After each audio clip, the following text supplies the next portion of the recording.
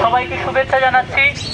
বন্ধুগণ, আজকে যখন আমরা এখানে সমাবেশে মিলিত হয়েছি, তার ঠিক একদিন আগেই আমরা দেখেছি যুদ্ধবিরতির যে আন্তর্জাতিক ঘোষণা, সেই ঘোষণাকে লঙ্ঘন করে প্যালেস্টাইনে যে বোমা হামলা হলো, সেখানে প্রায় 400-র অধিক মানুষ নিহত হয়েছে।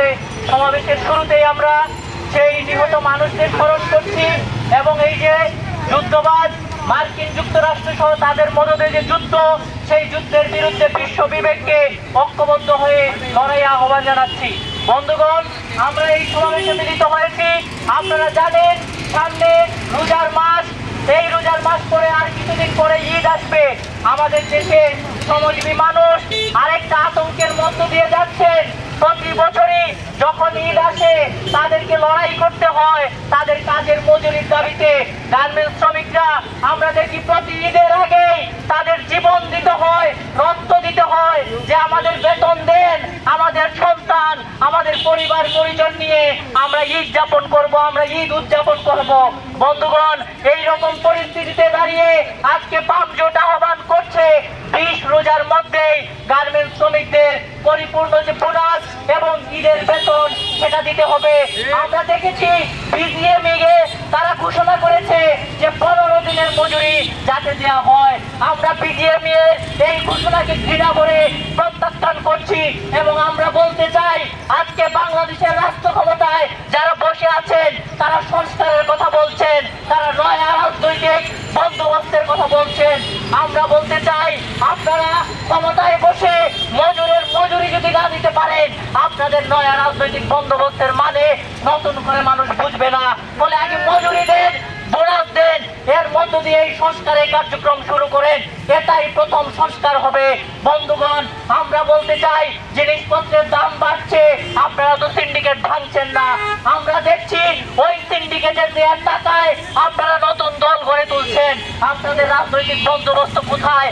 আজকে যখন দেশে একের পর এক অরাজক পরিস্থিতি, গুম খুনের মতো একটা পরিস্থিতি, মানুষ আতঙ্কে, সেই আতঙ্কের মধ্যে আরেকটা নতুন আতঙ্ক আজকে দর্শনের মতো কাণ্ড।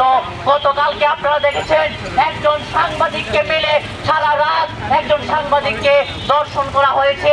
একের পর এক মানুষের দর্শন কাণ্ডের ঘটনা আসছে। আমরা বলতে চাই এই যে দর্শন কাণ্ড, তা আপনারা রোধ করতে পারছেন না, উপরন্তু যারা আন্দোলন করছে তাদের নামে মামলা দিচ্ছেন। রাতের আধারে ওই আওয়ামী লীগের মতোই আপনারা রাতের আধারে গিয়ে রেড দিচ্ছেন, বাড়ি ধরে আনার চেষ্টা করছেন। আমরা বলতে চাই কোনো অজুহাতেই বিনা ওয়ারেন্টে কাউকে হয়রানি করা যাবে না, আমরা এই দাবি করছি।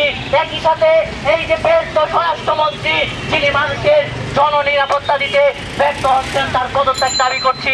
বন্ধুগণ, আমরা বলতে চাই আজকের এই যে অরাজক রাজনৈতিক পরিস্থিতি, এই পরিস্থিতি আরো অরাজক পরিস্থিতির দিকে যাবে যদি না অবিলম্বে নির্বাচন ব্যবস্থা না দেওয়া হয়, নির্বাচন না করা হয়। আজকে বলা হচ্ছে আপনারা নির্বাচন চান, আপনাকে সংস্কার চান না, আপনারা নির্বাচনের মধ্য দিয়ে আমরা নাকি আওয়ামী লীগকে পুনর্বাসিত করতে চাই। বন্ধুগণ, আমরা বলতে চাই ইতিমধ্যে আপনারা দেখেছেন ওই যে আমার দেশের সম্পাদক কালকে বলেছেন আওয়ামী লীগকে পুনর্বাসনের কথা। আমরা আওয়ামী লীগকে পুনর্বাসন করছি না। বামপন্থীরা গত 15 বছর রাজপথে ছিল, আজকে কারা আওয়ামী লীগকে পুনর্বাসিত করছে? নতুন দলের নানা পদ পদবিতে আমরা দেখছি ওই ছাত্রলীগকে যুক্ত করা হচ্ছে। তাহলে এই পুনর্বাসনের প্রজেক্ট তো আপনারা নিয়েছেন। ফলে আমরা বলতে চাই দ্রুত নির্বাচনের মধ্য দিয়ে আপনারা বিদায় নেন, জনগণের নির্বাচিত প্রতিনিধিদের হাতে এই ক্ষমতা হস্তান্তর করুন। বন্ধুগণ, বামপন্থীরা নির্বাচন চায় ক্ষমতার হালুয়া রুটির জন্য নয়, বামপন্থীরা নির্বাচন চায় বাংলাদেশের গণতান্ত্রিক প্রক্রিয়াকে অব্যাহত রাখার জন্য। বামপন্থীরা নির্বাচন চায় লড়াইয়ের শক্তিকে বিকশিত করার জন্য। ওই ভোটের হরে ধরে যে ভোট, মানুষের অধিকার কেড়ে নেওয়ার যে ভোট, সেই ভোটের জন্য না।